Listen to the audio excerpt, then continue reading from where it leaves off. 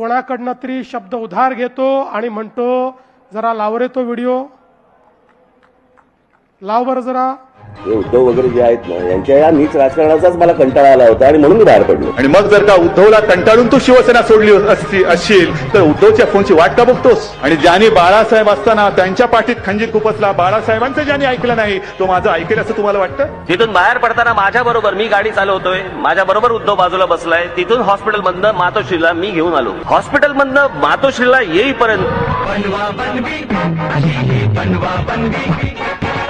त्या मुलाखतीमध्ये मी असं म्हटलं होतं, सेनेबरोबर परत मनसेने युती करावी किंवा मी तुम्हाला सांगू का, तो माणूस बोलतो वेगळं आणि करतो वेगळं. हा माणूस विश्वास ठेवणार का नाहीये मला माहिती आहे. तो अख्ख्या देशाला आणि महाराष्ट्राला माहित नाही, इतकं जवळून मला माहिती आहे. त्या निंदकाचे घर असावे शेजारी. माझ्याकडे खूप व्हिडिओज आहेत.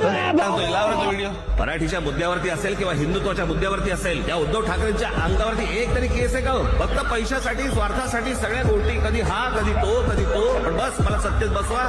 माझ्याकडे खूप व्हिडिओज आहेत. मग तुम्हाला हवा होता म्हणून माननीय बाळासाहेबांच्या नावावरती मुंबईचा महापौर बंगला जो ढापला तो लोकांना विचारून ढापला.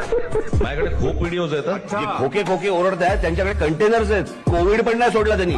प्रत्येक वेळेला यायचं, बाळासाहेबांचं नाव पुढे करायचं, मग आम्ही लगेच साबडेपणाने इमोशनल. एकदा तुम्ही स्वतःच्या डोळ्याने आणि कानाने ऐका आणि डोळ्याने बघा. हो ती नाही का ज्याला स्वतःला बाळासाहेब झाल्यासारखं वाटतं, मग कधी मराठीच्या नादाला लागतात, कधी हिंदुत्वाच्या नादाला लागतात. शेवटी त्या संजय दत्तला कळतं की साला आपण काही भेजे में केमिकल लोचा होईल आहे. अरे तू कोण आहे? तू कोण? वल्लभभाई पटेल काय महात्मा गांधी? तू कोण आहे की मी बोलतोय ना? अरे मी बोलतोय ना, काय लॉजिक आहे? बघा परिस्थिती काय होती. वो नेता नाम ले लो, वो क्या नेता है क्या? अरे वो तो सब मिली जुली सुपारीबाज है सभी. आमच्या आजोबांनी फार छान शब्द काढला होता असल्या वृत्तीच्या लोकांसाठी. हे सगळे लवंडे. संपलेल्या पक्षांवर मी उत्तर देत नाही, संपलेल्या पक्षांवर मी उत्तर देत नाही. पेंग्विन. बाबा दुपार झाले आता उठले असतील आणि सुपारी सगळेच असतील. बाबा दुपार झाले आता उठले असतील. कोणाचा कधी उठतंय, तुला काय करायचं? गेल्या 14 वर्षात मी 5 वर्षाचा पहिला हिशोब देतो. गेल्या 5 वर्षाचा, या 5 वर्षामध्ये या मुंबई महानगरपालिकेचं बजेट किती? बजेट 21,000 कोटी रुपये.